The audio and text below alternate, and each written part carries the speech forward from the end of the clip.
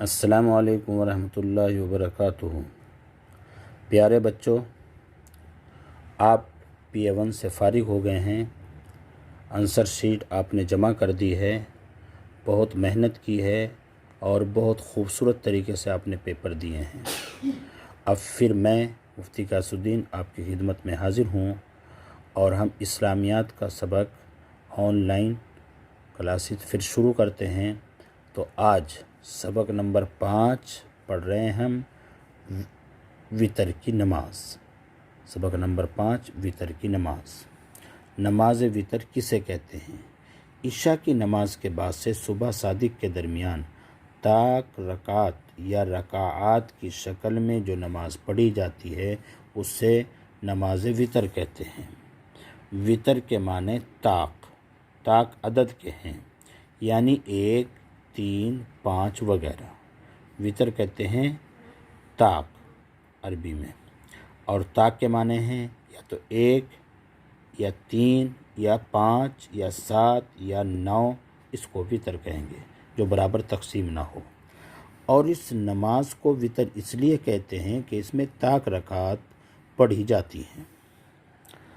نماز وتر کی اہمیت۔ رسول اللہ صلی اللہ علیہ وسلم نے نماز وتر کی بڑی تاکید فرمائی ہے۔ آپ صلی اللہ علیہ وسلم نے فرمایا، وتر حق لازم ہے۔ وتر ضروری ہے، حق ہے، لازم ہے۔ جو شخص وتر کی نماز نہ پڑھے وہ میرا پیرو نہیں، یعنی میرا اتباع کرنے والا نہیں ہے۔ حضرت خارجہ بن حذافہ کہتے ہیں کہ رسول اللہ صلی اللہ علیہ وسلم نے فرمایا، اللہ تعالیٰ نے تمہیں فرض نمازوں کے علاوہ ایک اور نماز عطا کی ہے جو تمہارے لیے سرخ اونٹوں، قیمتی اشیاء، کیونکہ سرخ اونٹ مہنگے ہوتے تھے، جو تمہارے لیے سرخ اونٹوں سے بہتر ہے۔ ہم نے پوچھا، اے خدا کے رسول، وہ کون سی نماز ہے؟ تو آپ صلی اللہ علیہ وسلم نے فرمایا، نماز وتر، جس کا وقت عشاء کے بعد سے طلوع فجر تک ہے۔ ترمذی، احمد۔ ابو داؤد، ابن ماجہ، یہ حدیث کی کتابیں ہیں، ان کا ریفرنس ہے، یعنی یہ حدیث کہاں ہے؟ یہ ترمذی میں ہے، ابو داؤد میں ہے۔ نماز وتر کا وقت۔ وتر رات کی آخری نماز ہے۔ رسول اللہ صلی اللہ علیہ وسلم نے فرمایا، رات کی نمازوں میں وتر کو اپنی آخری نماز بناؤ۔ یہ حدیث کہاں ہے؟ بخاری مسلم میں ہے۔ اس لیے رات کے آخری حصے میں قیام اللیل، تہجد کے بعد نماز وتر پڑھنا افضل ہے، لیکن اگر اندیشہ ہو کہ رات کے آخری حصے میں آنکھ نہ کھل سکے گی تو پھر عشاء کی نماز کے فوراً بعد بھی پڑھی جا سکتی ہے۔ رسول اللہ صلی اللہ علیہ وسلم نے فرمایا، جسے یہ خوف ہو کہ رات کے آخری حصے میں نہ اٹھ سکے گا، اسے چاہیے کہ رات کے پہلے حصے میں وتر پڑھ لے، اور جسے رات کے آخری حصے میں اٹھنے کی خواہش ہو وہ رات کے آخری حصے میں وتر ادا کرے، کیونکہ رات کے آخری حصے کی نماز میں فرشتے حاضر ہوتے ہیں اور یہ افضل ہے۔ مسلم۔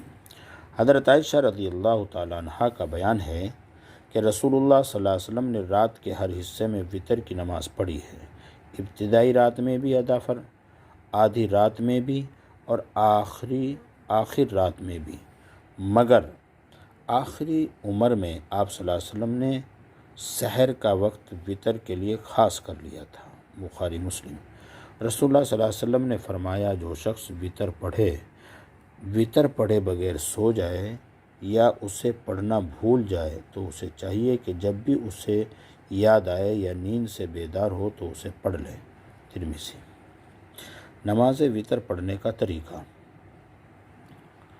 نماز وتر پڑھنے کا طریقہ وہی ہے جو فرض نمازوں کا ہے، بس فرق یہ ہے کہ فرض نمازوں میں صرف ابتدائی 2 رکعتوں میں، لیکن وتر کی تمام رکعات میں سورہ فاتحہ کے بعد کوئی سورت یا آیات ملاتے ہیں، اور وتر جب جماعت سے پڑھیں تو تمام رکعات میں قرات جہری کرتے ہیں۔ وتر کی نماز 3 رکعت پڑھنے کی صورت میں امام ابو حنیفہ کے نزدیک تینوں رکعات ملا کر پڑھی جاتی ہیں۔ اور امام شافعی کے نزدیک 2 رکعت پر سلام پھیرتے ہیں اور آخر میں صرف 1 رکعت پڑھتے ہیں۔ امام شافعی کے نزدیک عام دنوں وتر کی آخری رکعت میں دعائے قنوت نہیں پڑھی جاتی، صرف فجر کی نماز پڑھی جاتی ہے۔ البتہ رمضان میں 16ویں تاریخ سے آخر مہینے تک وتر کی نماز میں آخری رکعت میں دعائے قنوت جہری پڑھتے ہیں۔ امام ابو حنیفہ کے نزدیک آخری رکعت میں سورت یا آیات پڑھنے کے بعد ہاتھ اٹھا کر تکبیر کہتے ہیں اور دعائے قنوت پڑھتے ہیں۔ بعض لوگ دعائے قنوت رکوع سے اٹھنے کے بعد پڑھتے ہیں۔ یہ بھی رسول اللہ صلی اللہ علیہ وسلم کا عمل ہے۔